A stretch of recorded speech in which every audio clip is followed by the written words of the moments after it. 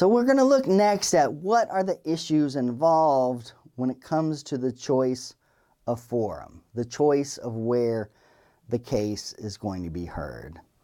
And in order to answer this question, we have to look first at the concept of jurisdiction.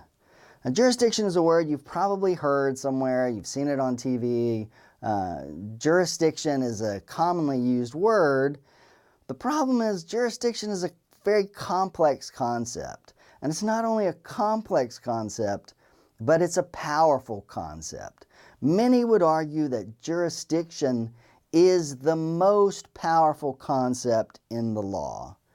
And that's because jurisdiction is essentially the power of a court to hear and decide a case. So jurisdiction, whether jurisdiction is present, is going to be one of the initial issues, the threshold issue, that a court must decide before it ever considers the merits of the case or the substance of the case. So jurisdiction is the power of the court to hear and decide a case. Jurisdiction describes the extent, the types of cases, and the types of people that a court can exercise authority over.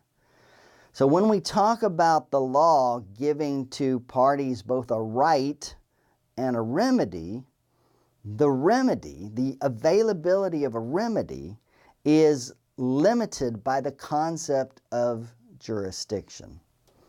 So we'll try and explain jurisdiction a little bit more. As I said, it's the most powerful concept in the law, and it can have multiple meanings.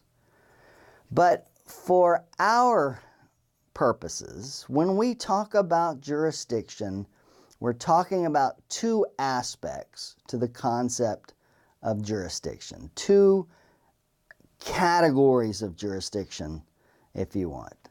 And the first is called subject matter jurisdiction. And the second is personal jurisdiction. These are the two aspects to the concept of jurisdiction, and both aspects must be present in order for a court to hear and decide a case. Both of these must be present, both subject matter jurisdiction and personal jurisdiction. And it's going to be up to you as a future business person to be aware of what jurisdiction means and how it's used in the law. So whenever we are seeking to answer the question of where will this case be heard, what is going to be our choice of forum, our court must have jurisdiction. And in order to have jurisdiction, it must have both types of jurisdiction. There must be subject matter jurisdiction and there must be personal jurisdiction. Let's start with subject matter jurisdiction. Now, when we talk about subject matter jurisdiction, it means that a court must have authority over the particular type of dispute that is going to be heard.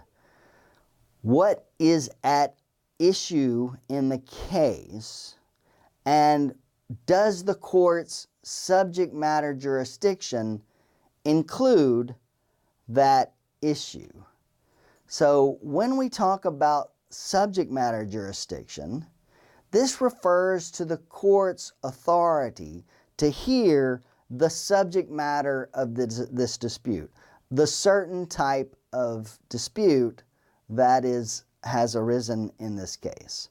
So subject matter jurisdiction refers to a court's ability to hear the type of issue, the type of dispute that's being brought before it. Now, subject matter jurisdiction is a situation when a court is created, and I say in the state, this could be a country, it could be the state of Oklahoma or the state of France. When a state creates a court, and courts are subject to state control. Courts are a branch of the government, of the state. When a court is created, it is given authority to decide certain types of disputes. So that grant of authority occurs when the court is created. And that authority does not change over the years. The court's authority is determined at the time of the creation of the court. And a court can only hear disputes that are within its power to exercise subject matter jurisdiction. Now, this grant of subject matter jurisdiction could be very broad. For instance, in the state of Texas, a district court at law, can hear a dispute involving an almost unlimited amount of money. It can be a $2 dispute or it can be a $2 million dispute. A district court has a broad scope of subject matter jurisdiction. There are other courts that have a much more restrictive subject matter jurisdiction. For instance, bankruptcy courts can only hear matters involving bankruptcy. A probate court can only hear matters related to wills and probate. Oftentimes, jurisdiction is limited by monetary amounts.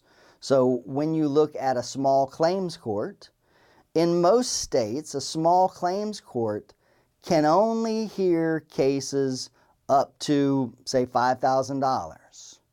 Meaning, if the dispute is about more than $5,000, a small claims court cannot hear the case.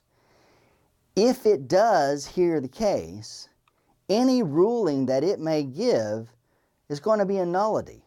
It's going to be meaningless, because without subject matter jurisdiction, the court lacks the power to exercise authority over the parties to the dispute. Some states have a middle range. For instance, in Texas, small claims court is any claim below $10,000. If your claim is between $10,000 and $100,000, you may be in county court. And for any other type, you could be in district court. Sometimes jurisdiction depends on things like monetary amount, sometimes on the type of dispute that's being heard. Sometimes it could depend on what law is being applied. For instance, if it's a matter involving only federal law, then only federal courts may be able to hear that case. So subject matter jurisdiction in general, what we're referring to is the types of dispute that the court is authorized to address. Once we've determined that a court has subject matter jurisdiction, we must next look to see whether the court has personal jurisdiction. A court must be able to exercise authority over the persons involved in the dispute. The plaintiff, the party that is complaining, the party who is seeking relief, and the defendant, the party against whom relief is being sought. These two parties, in order for a court to hear the dispute between the two parties, it must be able to exercise jurisdiction over those particular parties. So it's a two-branched analysis. First of all, does subject matter jurisdiction exist? Can a court hear the type of dispute? And if so, can it hear the dispute between these two particular individuals? And again, without personal jurisdiction, any act taken by the court is a nullity. No party can be required to appear before a court that lacks personal jurisdiction. Now, in the United States, we often refer to this as in personam jurisdiction. And in order to exercise in personam jurisdiction, we require parties to have some level of minimum contacts with the state. Meaning, in order for a court to exercise jurisdiction over a party, that party must have certain minimum contacts with the state, whether that's the subunit of the United States state or whether that's a country. There must be some minimum contacts.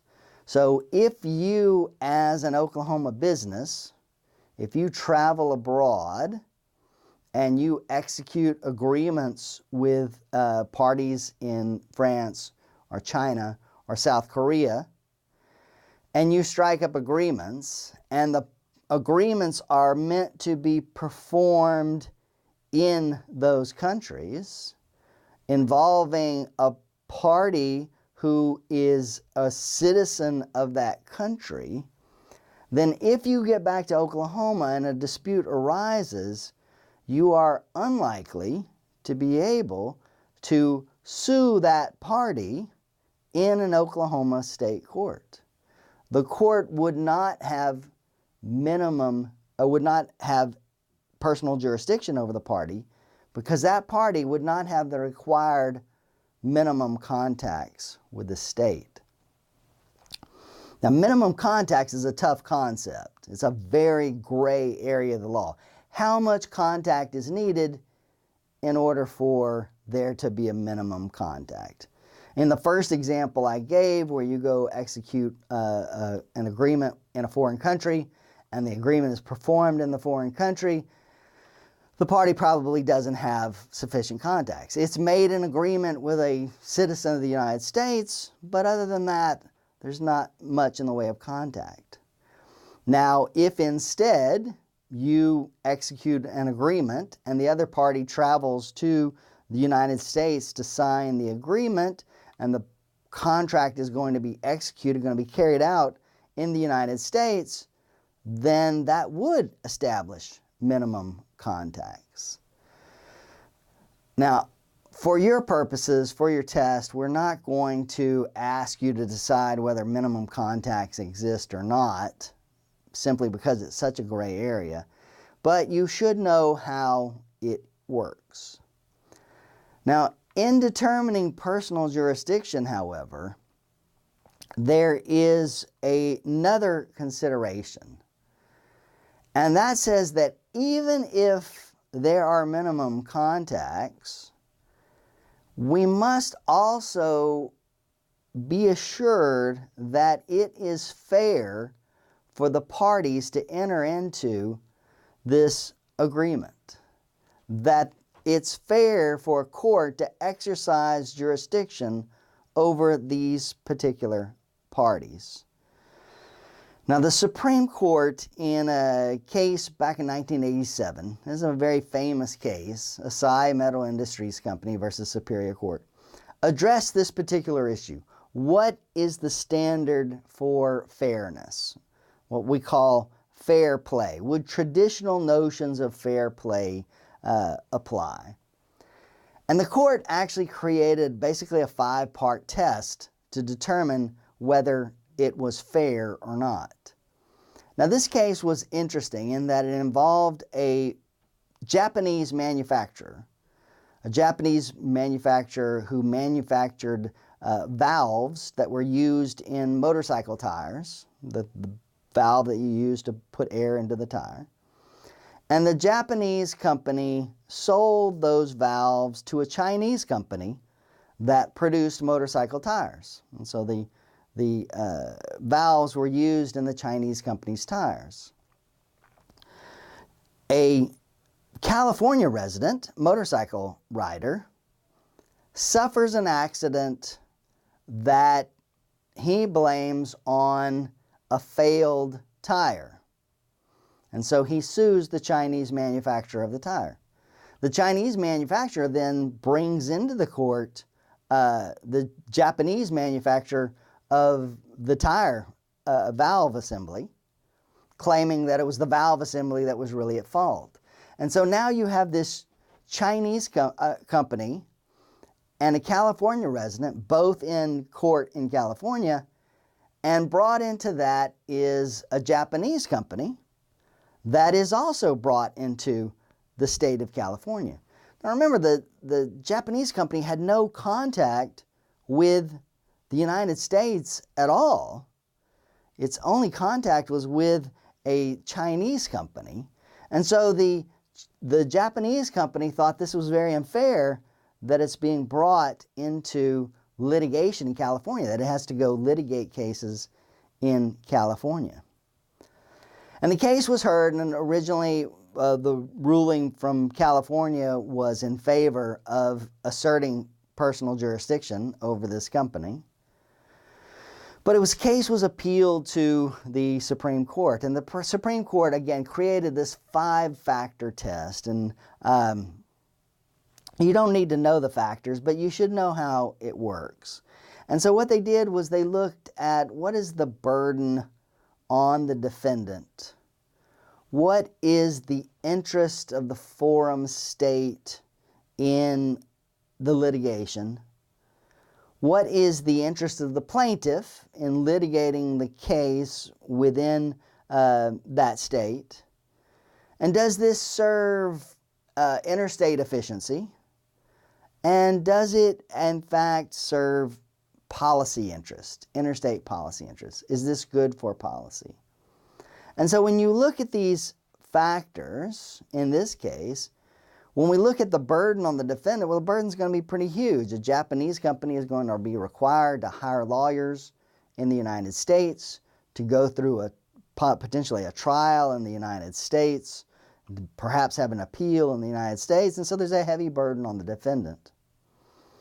Of course, California has an interest in the litigation as well. These are tires that were sold in the state of California, and an accident occurred in the state of California.